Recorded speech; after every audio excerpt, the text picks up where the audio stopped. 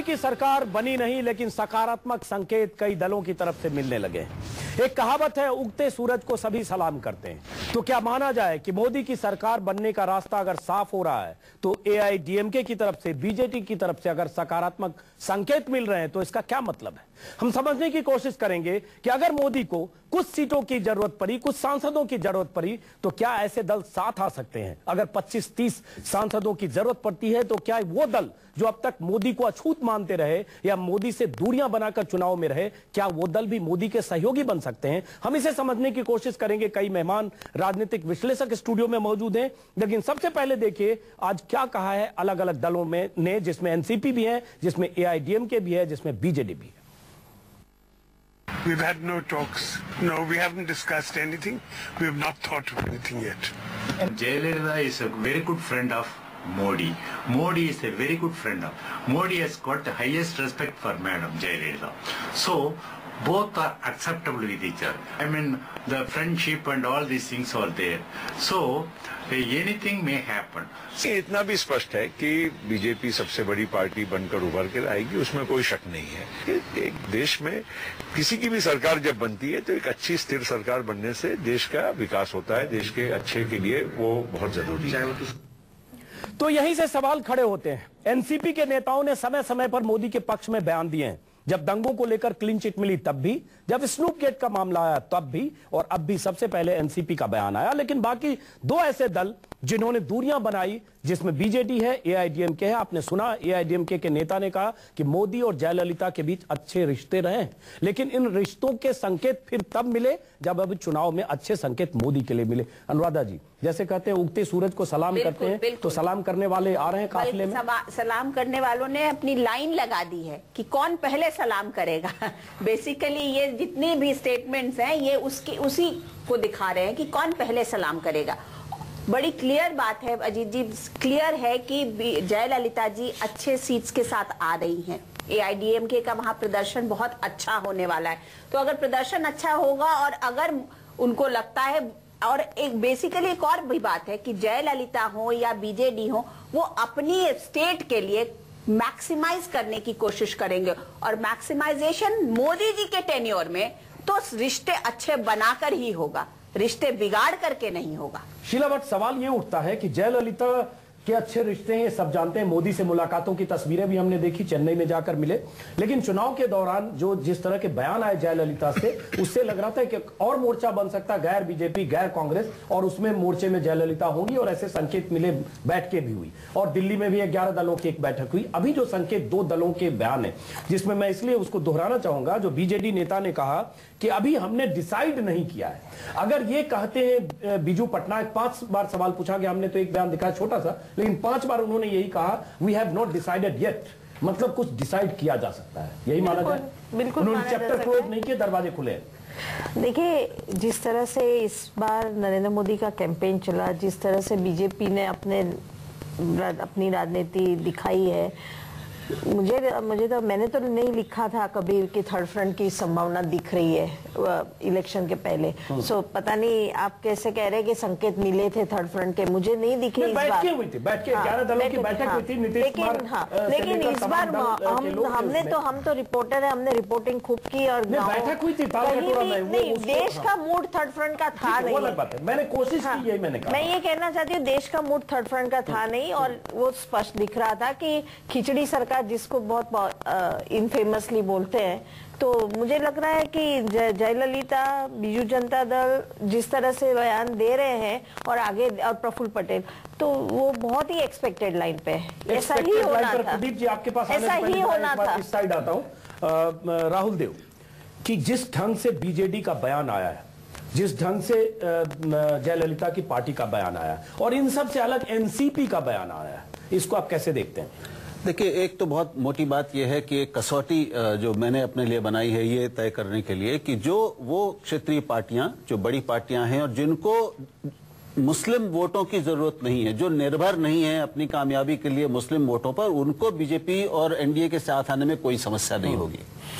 और जिनको है, इसलिए हम वो भीतर से कितना वो विरोधी हो या ना हो, जैसे ममता जो एक समय रह चुकी हैं, लेकिन आज चूंकि उनको विधानसभा चुनाव लड़ना है 1-2 साल बाद, इसलिए वो मुस्लिम वोट की शर्त पर ये नहीं आ सकती। इसलिए इस पश्चिम बंगाल में 24 जैसा विनोद ने कहा, politics is the art of the possible. बहुत सारे प्रदेश ऐसे हैं और जहां पर लोगों को केंद्र की मदद की जरूरत होती है, इसलिए उनको वो भी ध्यान रखना होता है, अपने प्रदेश का हित भी ध्यान रखना होता है और अपने निजी मतभेदों को भी कई बार दबाना पड़ता है। तो अब सवाल ये उठता है उर्मिलेश कि अगर मान लीजिए जो तमाम एग्जिट पोल हैं 240 से लेकर 300 से आगे तक, अगर 230-35 कुछ ऐसी सीटें भी मिलती है, कहीं गाड़ी अटकती है 7 RCR के बाहर, तो ये संकेत साफ साफ है जयललिता, बीजेडी, और इसमें एक अहम है जिस पर अभी बात हुई, एनसीपी जो 10 साल तक इस सरकार के साथ है, क्या उसके भी संकेत हम माने? पहले मैं एनसीपी पर भी बोल रहा हूँ। एनसीपी के नेता ने तुरंत कहा प्रफुल्ल पटेल के इस बयान आने के बाद कि एनसीपी का किसी भी तरह एनडीए में जाने का या एनडीए के आसपास जाने का समर्थन करने का कोई सवाल नहीं उठता। उन्होंने तुरंत बयान दे दिया है डीपी त्रिपाठी ने। 3 बार जब बयान आया है प्रफुल्ल पटेल के, कोइंसिडेंस देखिए, तीनों बार ये बयान प्रफुल्ल पटेल की तरफ से आए और तीनों बार डीपी त्रिपाठी की तरफ से उसका शरद पवार से कंसल्टेशन के बाद सकते हैं बीजेपी पार्टी। शरद पवार से क्या कहा आपने राहुल देव? प्रफुल्ल पटेल बीजेपी में जा सकते हैं, एनसीपी नहीं जाए। तो खंडन किया है, जी खंडन किया है, ऑफिशियली पार्टी ने खंडन किया है। त्रिपाठी यहाँ महत्वपूर्ण नहीं है, महत्वपूर्ण बात है कि शरद पवार की तरफ से, पार्टी की तरफ से त्रिपाठी जी ने इसका खंडन कर दिया। अब रही बात नवीन पटनायक साहब की और जयललिता जी की, देखिए दोनों पार्टियां ऐसी हैं जिनका रिश्ता रहा है पहले, ऐसा नहीं कि इनका रिश्ता न रहा हो इस तरह के कॉम्बिनेशन से।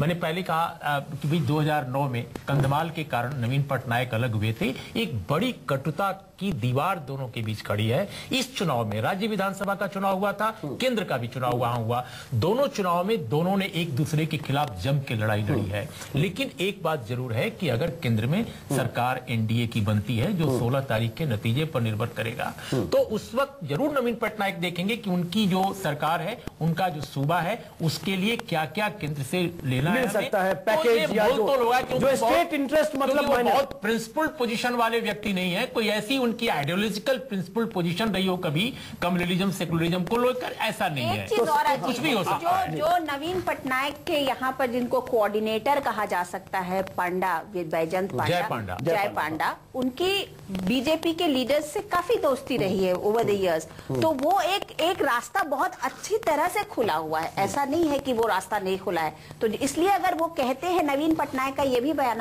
आया कि हम अरुण जेटली जी से बात कर सकते हैं, तो अरुण जेटली से बात करने का मतलब ही ये है कि मोदी से बात होकर सब चीज तय हो जाए, पहले सब कुछ तय हो जाए और फिर हैंडशेक करने के लिए मोदी जी के पास। विनोद शर्मा, सवाल ये उठता है कि अगर कंधमाल दंगे के विरोध में या उस दंगे से अगर झगड़े शुरू हुए और चंदन मित्रा से लेकर तमाम लोग गए मनाने और मान मनव्वल के बाद भी अलग हुए, और जैसा कि कहा बहुत कटुतापूर्ण ढंग से रिश्ता टूटा, और उसके बाद चुनाव के पहले तमाम गठजोड़ बनाने की कोशिशें और अब तुरंत सकारात्मक संकेत, तो इसका मतलब ये सब अवसरवादिता है कि बस आज अगर यहां फायदा दिख रहा है, मोदी की सरकार बन रही है, तो हम शामिल होते हैं उस काफिले में।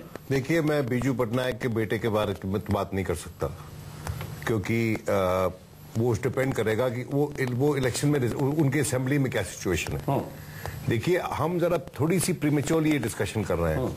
हम ये भूल रहे हैं कि उड़ीसा जो है उस पर असेंबली में भी इलेक्शन हुए हैं, और कुछ रिपोर्ट्स ऐसे आई हैं कि ये हो सकता है कि असेंबली हंग हो, और उसके दौरान अगर वो हंग होती है तो उनको वो एक बाध्यता आ जाएगी कि किसके साथ मिलकर वो सरकार बनाए।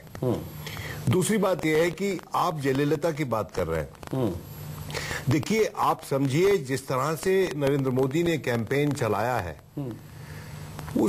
उसके चलते जो जमीन उसको हासिल होगी विभिन्न प्रांतों में, उसमें भी बहुत कुछ निर्भर करेगा कि कौन से अलाइज उनके साथ आते हैं और कौन से नहीं आते।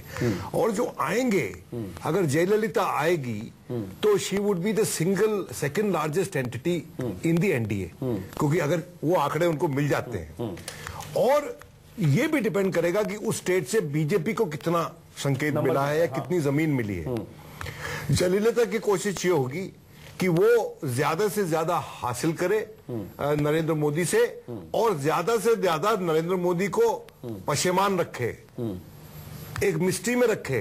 देखिए, जब चंद्रबाबू नायडू ने ज्वाइन किया था एनडीए को, तो मेरी उनसे व्यक्तिगत बात हुई, तो उन्होंने ये कहा कि देखो ऐसा है कि मेरे प्रदेश में आज के दिन एक सेंटीमेंट है कि वो देखना चाहते हैं अटल बिहारी वाजपेयी को प्राइम मिनिस्टर, और अगर मुझे सेंटर में अगर रेलेवेंस रखनी है तो प्रोविंस में भी मेरे को जाना पड़ेगा उनके साथ। कहते लेकिन एक बात समझ लेना, I will be a restraining influence on the BJP.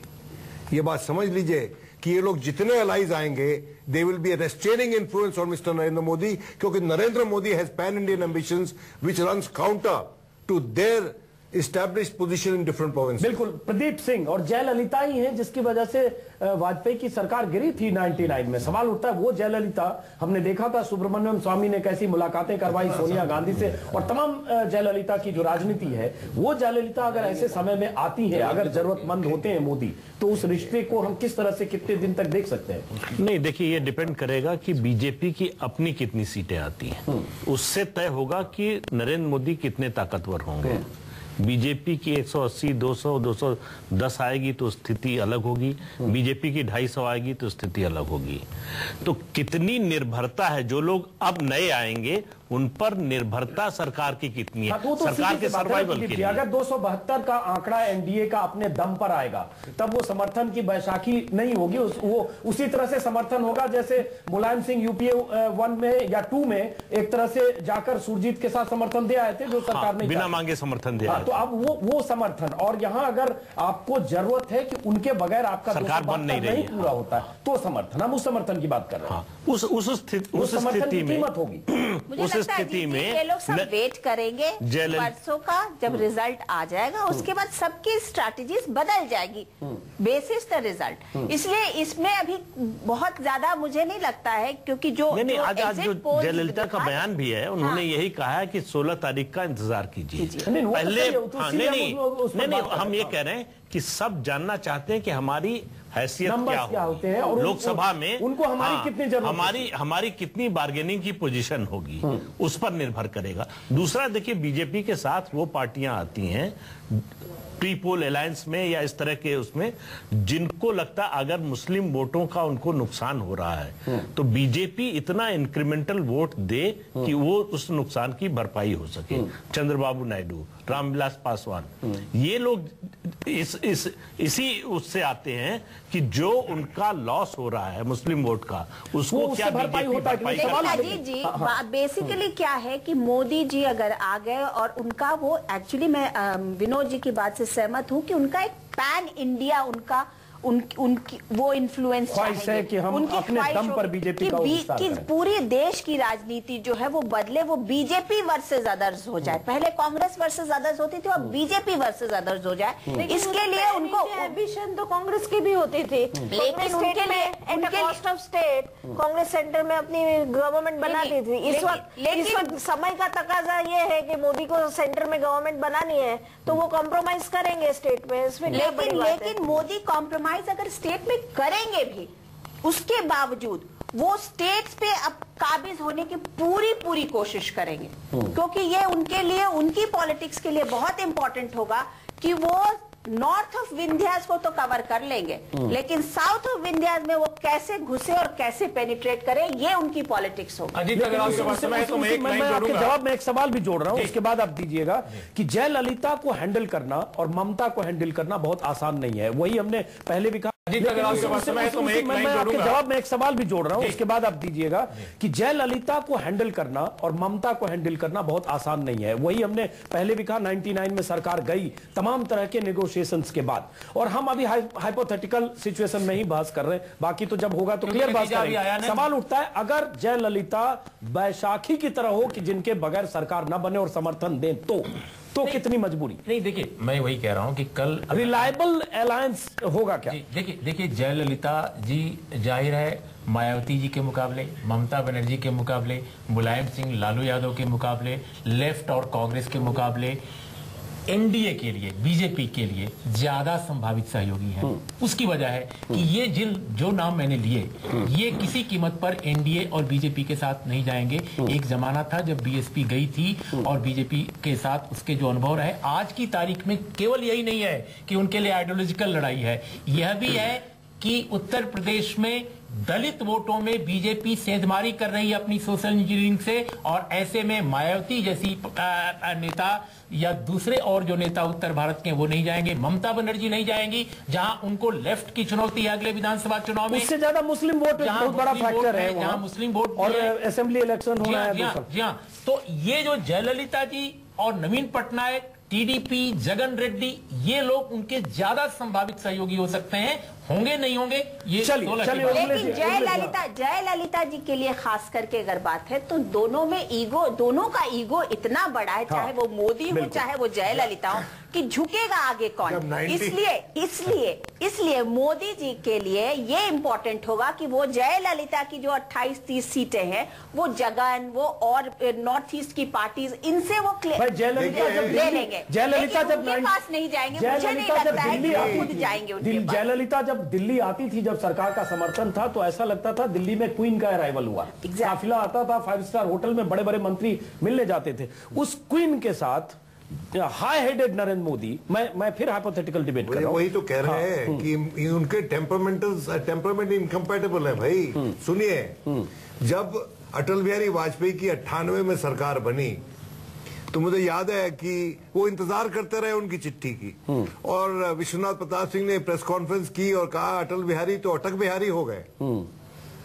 अगर अटल बिहारी को अटक बिहारी बना सकती हैं तो मैं समझता हूं नरेंद्र मोदी की वो आज के दिन हैसियत नहीं है जो अटल बिहारी वाजपेयी की समस्त भारत में थी और एक्सेप्टेबिलिटी टर्म्स में थी। और दूसरी बात कि जयललिता पे अगर डिपेंडेंस होगी और डिपेंडेंस के हाल में ही जयललिता आएगी, वरना ये छोटी छोटी जगह छोटी छोटी पार्टियां इकट्ठी कर लेंगे वो बेटर रहेगा।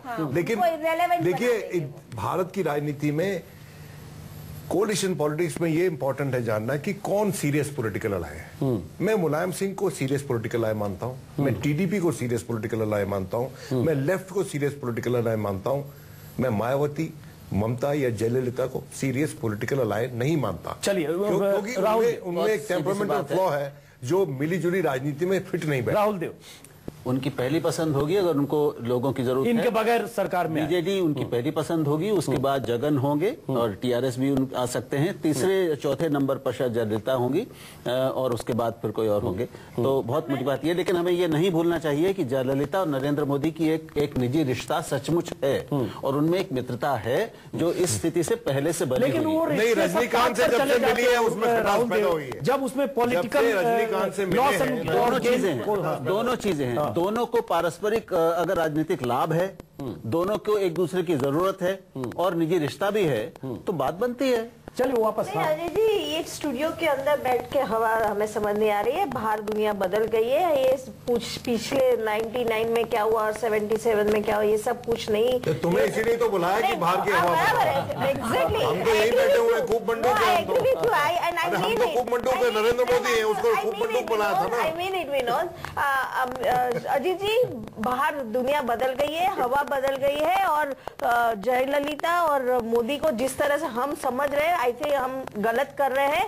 मोदी कॉम्प्रोमाइज कर सकते हैं, वो भी मैच्योरिटी से काम लेंगे, कोई हाई हेडेडनेस नहीं होगा। और क्योंकि उनको सरकार चलानी है, मैंडेट उनके हाई हेडेडनेस को नहीं मिला है, उनके जो एरोगेंट है पर उसको मैंडेट नहीं मिला है, मैंडेट देश चलाने के लिए मिला है। और मुझे नहीं लग रहा है कि ऐसे ढंग से सोचेंगे तो हमें सच पता चलेगा।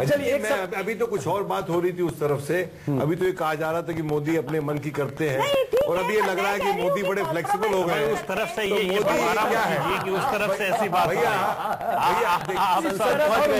मुझे समझा दो, मैं किसी और से नहीं पूछना चाहता क्या मोदी अशोक की लाट है या वो वैसे पेड़ है जिनपे सीधे पूछिए। मैं चाहता हूं फुल फ्रेम स्टूडियो दिखाया जाए, इस तरफ और इस तरफ। सोचना पड़ेगा, वोटर्स बदल गए, नेता को छोड़ो तुम, वोटर्स बदल गए। ये तो बाहर निकल के समझ में आएगी, हम तो निकले नहीं स्टूडियो से बाहर अभी तक। अच्छा चलिए, एक सवाल और यहीं से क्या इससे ये भी है कि जो अनटचेबल माना जा रहा था मोदी को, अछूत की तरह चिन्हित भी किया गया, क्या वो कुछ खत्म होता दिख रहा है? अगर इतनी सीटें आ गई कि सरकार के करीब पहुंच गए और एक दो दल ऐसे साथ आए तो एक बात हम कह दें, 161 सीट पर 1996 में अटल बिहारी वाजपेयी कह सकती हैं कि वो 86 और 182 पर वो जो है उन छुआछूत खत्म हो गया। क्योंकि तो सरकार अगर आप बनने की सरकार नौबत बनाने की हालत में हैं, सत्ता में भागीदारी देने की स्थिति में हैं, तो लोग आएंगे, नहीं है तो आप चाहे जितने बड़े धर्मनिरपेक्ष हो, कोई नहीं आने वाला। ये बहुत अहम है कि अगर सरकार बनने की नौबत है, संकेत दिख रहे हैं, तो जो जयललिता तमाम कोशिशों के बाद उस गठबंधन में शामिल नहीं हुई, उस जयललिता की तरफ से सकारात्मक संकेत मिल रहे हैं। और आपको बता दें कि जो एनडीए के जो घटक दल हैं उसकी लिस्ट हमारे पास है, ये 28 दल इसमें है। इस 28 दल में कुछ गुमनाम दल भी हैं जिनका नाम शायद जनरल नॉलेज में आप अगर पारंगत हैं तो भी आपने पहले नहीं सुना होगा। मैं उनको लटक दल बोलता हूं। कुछ तहसील के लेवल के दल हैं जी, और कुछ ऐसे हैं जिनको 2014 में भी कोई एक सीट नहीं मिल रही है, 19 में भी शायद नहीं, और 2019 के बाद 2023 में भी शायद नहीं मिलेगी। ऐसी पार्टियां भी हैं। तो सवाल उठता है, ऐसी पार्टियों के साथ अगर 28 दलों का ये रेनबो बनवाया तो इसलिए क्योंकि जयललिता बीजेडी तब शामिल नहीं हुई। अब सवाल उठता है कि क्या मोदी के करीब, जैसा कि कहा, उगते सूरज को सलाम कर रहे हैं, इसलिए विस्तार होगा क्या मोदी के साथ सहयोगी दलों का? जो ये 28 की लिस्ट है जिसमें 8-10 सिग्निफिकेंट नहीं है, इसमें जरूरत पड़ी तो कुछ नए बड़े दल आएंगे। ऑब्वियस सी बात है अजीत जी कि सरकार अगर बनती दिख रही होगी तो सब उसमें उस गाड़ी पे सवार होना चाहेंगे। इसमें कोई और गलत चीज भी नहीं, क्योंकि क्षेत्रीय दलों के लिए ये इम्पोर्टेंट है कि यहाँ पर उनका रिश्ता अच्छा बना रहे। और उनके लिए ये इंपॉर्टेंट होगा कि उनको कुछ, अगर उनको सेंटर में भी वो कुछ पावर एक्सट्रैक्ट कर सके तो उसका बेनिफिट उनको वहां स्टेट में भी मिलता है। इसलिए वे क्षेत्रीय दल आएंगे ही अगर कोई जरूरत पड़ी। मुझे वैसे लगता नहीं है, लेकिन अगर जरूरत पड़ी तो वो जरूर आएंगे। ऐसा होता है कि जो क्षेत्रीय दल होते हैं, जैसे कि अब 2004 में मुलायम सिंह स्वयं आ गए और पार्टी में चले गए। उस वक्त मायावती प्रांत में उनकी सरकार चल रही थी और ये स्ट्रेटेजिकली सूट करता था मुलायम सिंह को कि कहीं तो वो पावर सेंटर में रहे, तो केंद्र में वो पावर में। बात ये है कि राजनीति ऐसी हो गई है कि आप सत्ता से जुड़कर ही पॉलिटिकल रेलेवेंस अपनी देखते हैं। तो he wanted to be associated with the power. कोई भी सत्ता से जुड़ने को तैयार है। और सिद्धांत की बातें जो है वो केवल चुनाव तक के लिए, वो चेंज के लिए है। परसीव्ड नोशन जो है वो बदलाव के लिए है, इसलिए उस बदलाव के सब हिस्सेदार बनना चाहेंगे। इसमें कोई गलत नहीं। बदले 30 सेकंड। 3200 करोड़ रुपया 3200 करोड़ इलेक्शन कमीशन ने खर्चा किया है, 10,000 करोड़ पॉलिटिकल पार्टीज ने किया है। आपको क्या लग रहा है कुछ एक स्थिर सरकार नहीं आएगी? और नहीं आई तो क्या और कोई ऑप्शंस है हमारे पास? मतलब तो मेरा मतलब ये है कि नहीं, सेक्युलरिज्म और ऐसे सब अभी दावे और ये कैलकुलेशन ऐसी आपको ज्यादा सुनने को मिलेगी दिल्ली में। ये सब गुजराती के कैलकुलेशन है, वहां से आ रही है। नहीं शीला, बट इसका मतलब कोई भी 15-20 हजार करोड़ खर्च करेगा। इलेक्शन तो नहीं होना है ना। तो ये बीजेडी, जयललिता और बाकी सब पार्टी अच्छे प्रेस स्टेटमेंट ले आएगी और नए शब्दों में सेक्युलरिज्म की बातें करेगी। ये ज्यादा अहम है कि धर्मनिरपेक्षता की परिभाषा बदल जाए। जो लोग जिसको कम्युनल मानते थे चुनाव के पहले, नतीजों के बाद अगर लगेगा कि इनके साथ रहने से उस गाड़ी में सवार हो सकते हैं जो गाड़ी लुटियन जोन्स में जाएगी या 7 RCR में प्रधानमंत्री दाखिल हो रहे हैं उनके काफिले में, तो उनकी परिभाषा बदलेगी। ब्रेक को सभी सलाम करते हैं और डूबते सूरज का क्या करते हैं ये आप देखेंगे नतीजे जब आएंगे तो। लेकिन सलामी आने लगी है नरेंद्र मोदी के लिए अलग अलग दलों की तरफ से, बीजेडी की तरफ से, AIDMK की तरफ से। और सलामी ना सही, लेकिन एनसीपी ने भी कम से कम तारीफ में कसीदे जरूर पढ़े, उसका मतलब कोई भी हो। हम समझने की कोशिश करेंगे कि क्या नतीजे अगर मोदी के पक्ष में आए, जैसे कि संभावना एग्जिट पोल में नजर आ रही है, तो क्या मोदी को लेकर परिभाषाएं बदलेगी? क्या धर्मनिरपेक्षता और सांप्रदायिकता को लेकर परिभाषाएं भी बदलेगी? इसी सवाल के साथ वापस लौटते हैं। कई नए मेहमान भी आ चुके हैं, आनंद प्रधान और विनोद अग्निहोत्री, हमारी editor in chief Anuradha Prasad, Pradeep Singh, Vinod Sharma, Rahul Dev. सवाल यही उठता है अनुराधा जी कि इसका मतलब अब तक जो राजनीति है 12 साल से, कई चुनाव हो गए, लोकसभा चुनाव 2004, 2009, राज्यों में कई बार चुनाव, यूपी में पूरा का पूरा यूपी का चुनाव, हर समय धर्मनिरपेक्षता बनाम सांप्रदायिकता निशाने पर मोदी। और इस पूरे चुनाव में मोदी निशाने पर रहे, उन्हें इंपोर्टेंट तक बोला गया, राक्षस दैत्य तो बाकी चीज छोड़िए। तो अब जो संकेत है, क्या माने कि राजनीति बदलेगी और अनटचेबल मोदी की एक्सेप्टेबिलिटी बढ़ेगी अगर नंबर्स मोदी के पक्ष में ज्यादा आते हैं। ये तो बिल्कुल क्लियर कट बात है अजीत जी कि आगे आने वाली एटलीस्ट अगर मोदी प्रधानमंत्री बनते तो 5 साल तक तो इस देश की राजनीति का जो जिसे कहते हैं एक्सेस है वो तो मोदी ही रहेंगे, क्योंकि मोदी को का जो अगर स्टाइल उनका देख लीजिए या उनके कार्य करने के तरीके देख लीजिए वो अपने तरीके से करते हैं। लोगों की शायद कुछ 3-4 लोगों की सुन लेते होंगे वो, लेकिन जो उन्होंने डिसाइड कर लिया वो डिसाइड कर लिया। और मोदी के लिए या बीजेपी के लिए या मोदी के अंडर की बीजेपी के लिए ये बहुत इंपॉर्टेंट होगा कि मोदी अपने तरीके की पॉलिटिक्स करे, बीजेपी उस पॉलिटिक्स को फॉलो करे और दूसरे जो है उस पॉलिटिक्स की प्रशस्ति करें। तो इसका मतलब इसको आप ध्यान गुंजाइश कम होगी, विरोध तो इसलिए आगे की पॉलिटिक्स जो है वो 2 धाड़ों में बिल्कुल बट जाएगी। तो अगर आगे की पॉलिटिक्स तो ये चाहे हम क्षेत्रीय बात जो भी है वो एकदम बिल्कुल 2 फाक राजनीति होने वाली है। वो तो अभी भी अगर हम देखते हैं तो वो है राजनीति, वो है, लेकिन उसका जो मोदी बनाम अदर्स जैसी सिचुएशन इस चुनाव में मोदी बनाम अदर्स की सिचुएशन है, ये मोदी बनाम अदर्स इन टोटलिटी की सिचुएशन होगी। अगर आप सेंटर की पॉलिटिक्स देखेंगे तो क्योंकि आपके पास कहने के लिए लड़ने के लिए क्या होगा, शायद सेक्युलरिज्म का ही एक मुद्दा होगा, शायद उस पे भी मैं शायद लगा रही हूं क्योंकि वो पता नहीं है कि पोटेंशियल उस मुद्दे में शायद ना जाए अगर नंबर्स मोदी के पक्ष में होते हैं, मोदी के पक्ष में। तो इसलिए मोदी की आगे की राजनीति जो है वो राजनीति क्षेत्रीय दलों पर पड़ेगी और मोदी उसको असब करने की कोशिश करेगी। आनंद प्रधान, देखिए मुझे लगता है कि राजनीति में जो सोशल फोर्सेस का इक्वेशन है उसमें निश्चित तौर पर परिवर्तन होगा, लेकिन जैसे मोदी अगर एक ध्रुव बनते हैं तो उसका एक काउंटर भी, मतलब जो पॉलिटिकल साइंस का रूल है या प्रकृति का भी नियम है कि उसके खिलाफ भी एक नया ध्रुव बनना शुरू हो जाएगा तुरंत। दूसरी तरफ मैं समझता हूं कि राजनीति में खड़े रहने के लिए जिस तरह के वायदे करके अपेक्षाएं करके जगह के आ रहे हैं और जो इस 12 करोड़ युवा मतदाताओं की बात हो रही है वो इतना ज्यादा बेचैन है, ये जो एस्पिरेशनल क्लास है उसकी बहुत ज्यादा, और अब इस समय उसको संभालना और उसकी उम्मीदों पर खरा उतरना इतना आसान नहीं है। इस देश के अंदर भारत इतना विविधतापूर्ण देश है कि उसकी चुनौतियों का सामना करना गुजरात के मुकाबले, गुजरात मॉडल जिसकी वो बात करते हैं, गुजरात मॉडल भारत में कामयाब नहीं होने वाला है। उसके लिए जिस तरह की इंक्लूसिव पॉलिटिक्स की जरूरत है वो अभी तक वो प्रैक्टिस नहीं किया, और इस चुनाव में भी जो पूरा कैंपेन रहा है उस कैंपेन में भी वो नहीं दिखाई पड़ता है। तो ये एक बड़ा चैलेंज होगा और जल्दी ही हम देखेंगे कि उनके खिलाफ विरोध की भी आवाजें ज्यादा संगठित। लेकिन सवाल उठता है विरोध की आवाजें, तो अब इससे ज्यादा विरोध की आवाजें क्या होगी? कामयाबी के बाद विरोध की आवाजें कम होगी, क्योंकि विरोध की आवाजें पिछले 4 महीने से देखिए तो मोदी के खिलाफ क्या नहीं कहा गया, और उसके बाद भी अगर मोदी को सीट्स मिलती है इतनी कि उस सत्ता में सरकार में दाखिल होते हैं तो नहीं। मैं बात को वहीं से शुरू करूंगा जहां आनंद प्रधान ने खत्म किया। मोदी अगर सरकार बनाते हैं, प्रधानमंत्री बनते हैं तो निश्चित रूप से उनसे जो अपेक्षाएं हैं उनकी कसौटियों पर वो कसे जाएंगे, और उन अपेक्षाओं पर अगर वो जब खरे उतरेंगे तब स्थिति दूसरी होगी, और खरे नहीं उतरेंगे तो जो थीसिस के बाद जो एंटी थीसिस होती है तो निश्चित रूप से एक ध्रुव बनेगा उनके विरोध का, और उस विरोध के ध्रुव में जो एस्पिरेशन जो आज उनको कंधों पर बिठा के ला रहा है क्लास वर्ग, सबसे पहले वही मुखर होगा, और उसके जवाब में नरेंद्र मोदी की जो राजनीति है वो भावनाओं की राजनीति शुरू करेंगे।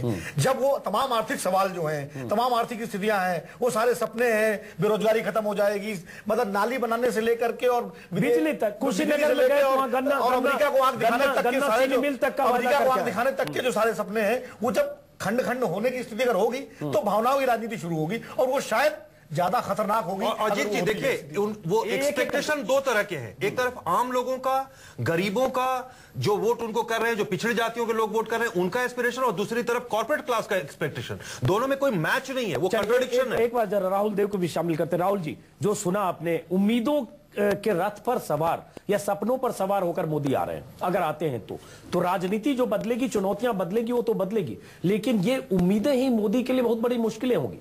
निश्चित रूप से कोई भी जो इतनी उम्मीदें जगाता है उसको चिंता होती है और होनी चाहिए कि मोहभंग ना हो, वो उसका काम ऐसा करे। तो मैं समझता हूं कि ये चुनौतियां तो है ही कि सबसे पहले आर्थिक प्रगति के रास्ते पर देश को लाना है, अर्थव्यवस्था को लाना है, रोजगारों का बड़ी संख्या में जल्दी निर्माण करना है, वरना ये उनकी अपनी मोदी भक्तों की युवा सेना उनके खिलाफ हो जाएगी और वो अराजक हो सकती है, ये हम जानते हैं। एक नई चुनौती भी उनके सामने है, चूंकि आपने पंथ निरपेक्षता से बात की थी और मैं गुजारिश करूंगा कि हम धर्म निरपेक्षता की बात, सेकुलरिज्म उनके हिंदी अनुवाद के रूप में ना करें तो अच्छा होगा। सही शब्द पंथ निरपेक्षता है।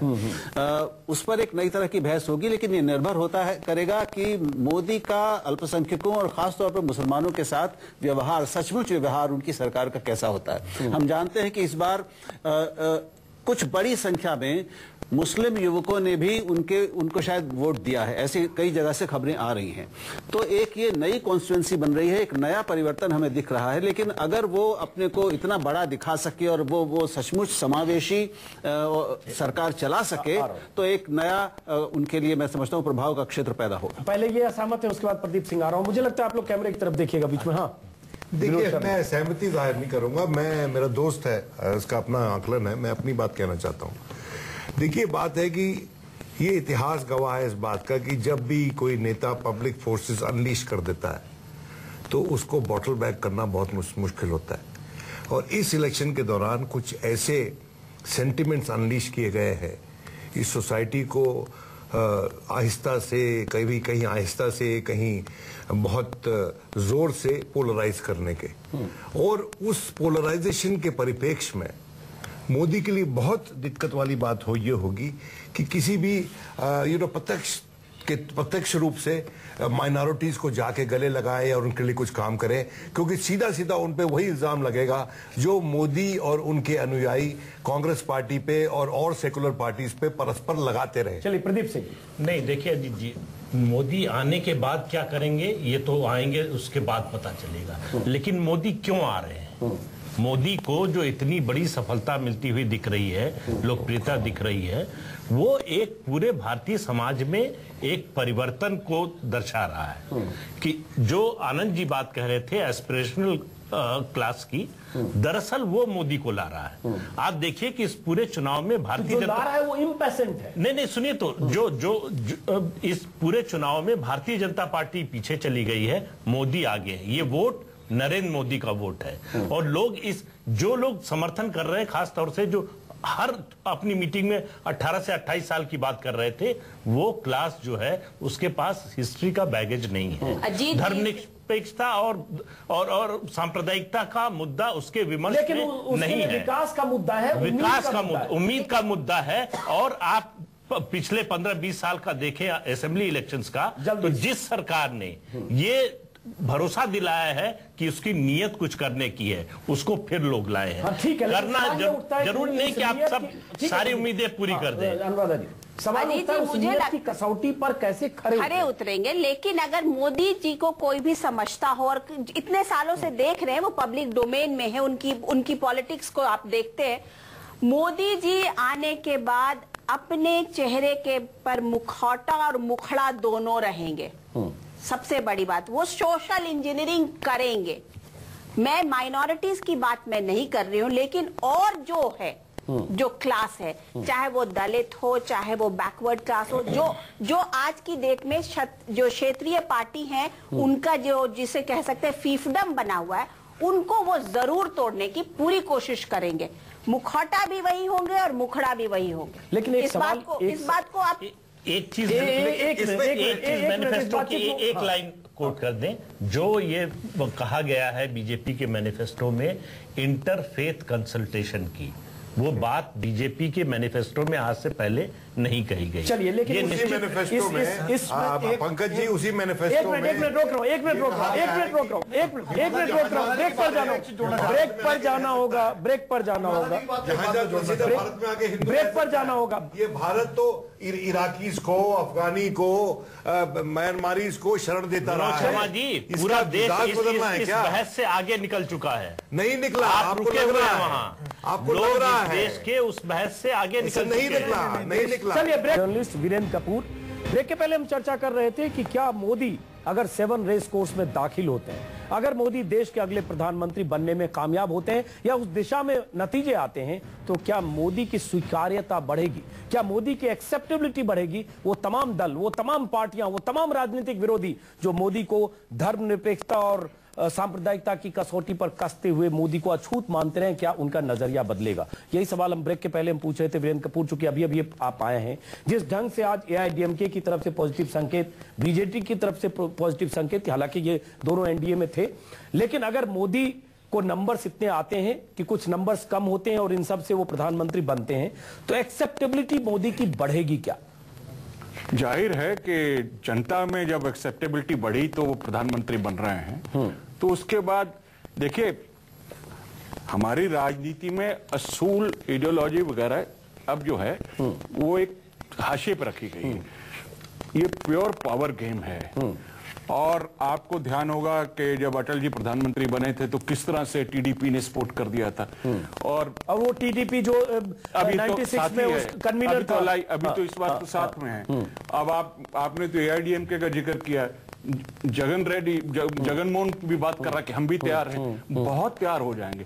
आप पावर में आए और कुर्सी में बैठे तो और लोगों को छोटी कुर्सी की बड़ी लालसा रहती है। ये असूल हमारी राजनीति का बन गया है। तो इसमें मुझे कोई शक नहीं है कि अगर नंबर कम पड़े तो नंबर बहुत जगह से आ जाएंगे। तो इसका मतलब ये सब जो सांप्रदायिक, धर्मनिरपेक्ष और कसाई, गुजरात का कसाई से लेकर राक्षस और तमाम तरह के जो उपाधियां और तमगे दिए गए, वो सब बेमानी होंगे। कुछ और दल ऐसे आएंगे जो अभी तक जनता ने बेमानी कर दिया ना। हाँ, तो ऑब्वियसली ये सब आ जाएंगे। नंबर्स की कमी अगर देखिए 230 के ऊपर अगर एनडीए आ जाता है तो थोड़ी सी स्थिरता रहेगी, पर मुझे नहीं लगता कि और कोई थर्ड फ्रंट या कांग्रेस की उसमें कोई प्रॉब्लम रहेगी। तो एक अहम चीज अनुराधा जी इसमें यह भी है कि इसका मतलब 84 के बाद से अगर देखें कोई ऐसी पार्टी नहीं आई जिसकी 250 के आसपास सीटें, 225 सीटें आ जाए या बहुत मजबूती से प्रधानमंत्री बनने की नौबत हो। जब भी आया एनडीए का भी था, बहुत बड़ा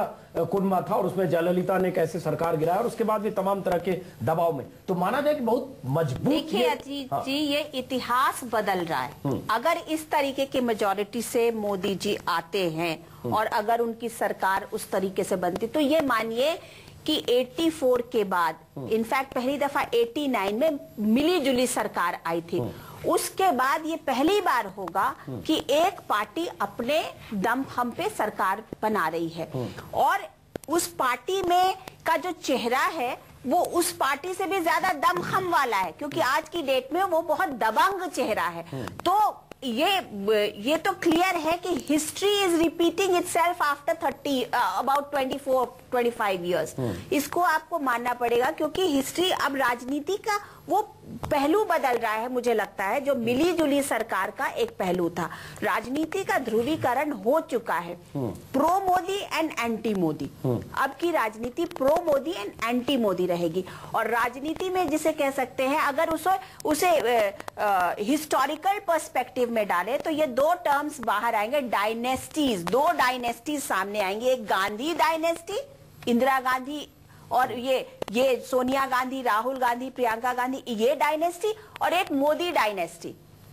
ये ही दो चीजें सामने दिखती नजर आती हैं पॉलिटिक्स में। मुझे मैं नहीं सोचता कि मोदी डायनेस्टी का क्या अर्थ निकाला जाए। आप डायनेस्टी का मतलब सिर्फ अगर वंशवाद से लगा रहे, मैं उसका एक लार्जर पर्सपेक्टिव ले रही हूं। मैं इससे सहमत नहीं हूं, क्योंकि उनकी जो पॉलिटिक्स है उसका मैं वंशवाद। इस चुनाव में एक बड़ा साफ डायनेस्टी कह दीजिए उसको, ने एक बहुत साफ सा जो मैसेज क्या है कि एक जो डायनेस्टी जो हमारे राजनीति पे कुंडली मार के बैठी थी, उसका मैं अंग्रेजी का मार्जिनलाइजेशन हो गया है। और उसमें ऐसा नहीं लगता है कि देखिए, अगर आप गांधी डायनेस्टी की बात करना चाहें तो Rahul Gandhi non starter prove हुए 10 साल राजनीति रहने के बाद भी।